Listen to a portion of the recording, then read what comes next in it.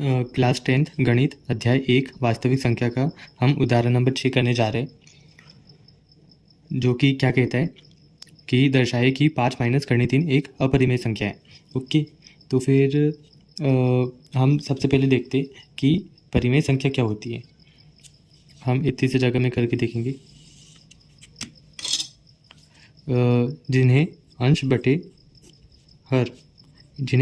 हर के रूप में लिखा जा सकता है वो अपनी क्या होंगी, परिमेय संख्या।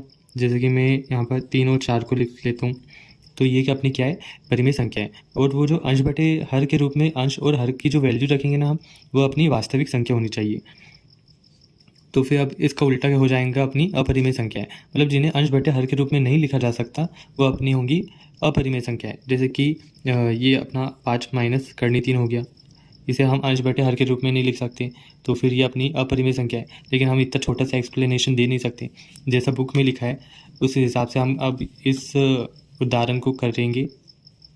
तो हमें क्या करना होगा, हल हम यहाँ पर मानेंगे, क्या मानेंगे हम, 5 माइनस करनी 3 को एक परिमेय संख्या मानेंगे।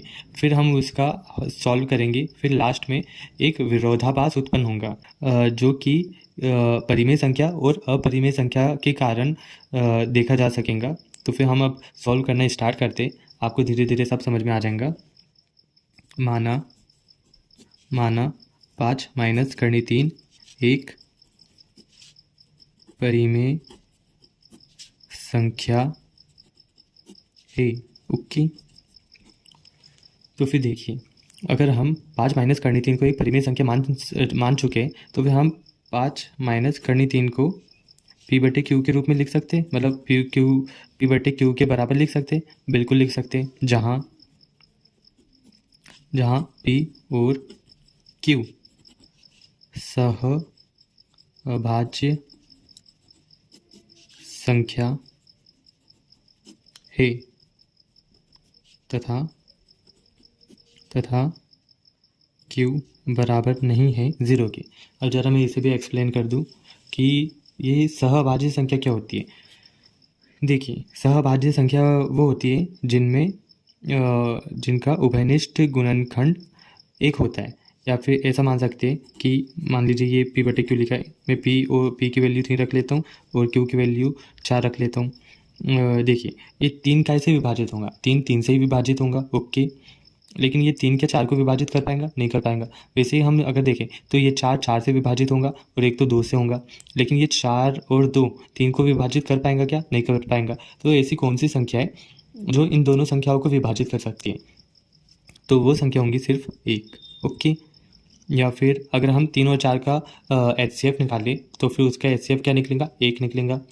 आप अलग से करके भी देख सकते हैं। तो फिर आप ऐसे बोल सकते हैं कि जिन संख्याओं का HCF 1 होता है वो अपनी सहअभाज्य संख्या होती है। ओके, और ये क्यू बराबर से 0 इसलिए लिखा है क्योंकि अगर हम P की वैल्यू तो अगर हम 3 ही रखें, लेकिन अगर हम Q की वैल्यू क्या रख लें, अगर हम 0 रख लें, मतलब इसका एकदम उल्टा, तो फिर हमें क्या प्राप्त होगा, हमें इनफाइनाइट प्राप्त होगा, जो कि हमारे जो हम हल करेंगे उसमें थोड़ा विघ्न डाल सकता है। इसलिए उन्होंने पहले बोल दिया कि Q बराबर नहीं है 0 के, इसलिए Q 0 को छोड़कर Q की कोई भी वैल्यू हम रख सकते हैं। तो फिर अब हम आगे अपने प्रश्न को हल करेंगे।